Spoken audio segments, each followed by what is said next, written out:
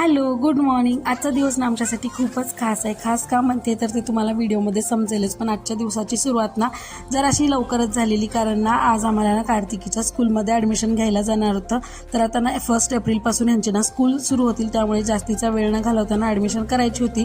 त्या अगोदर जे काही डॉक्युमेंट्स लागतात ना तर ती घेतली आणि त्यानंतर फायनली शाळेत आल्यावरती जे काही फॉर्म वगैरे असतात ती ना सगळे फिलअप करायला घेतले आणि त्यानंतर ना फायनली ना आम्ही कार्तिकीचं ना त्या शाळेमध्ये ॲडमिशन करून घेतलं. त्यानंतर तिथे ना का ऑनलाईन वगैरे कॅश चालत नाही, ऑफलाईन कॅश केली आणि त्यानंतर ना बघा फायनली शाळेची ही पावती असते ना तर ती भेटली.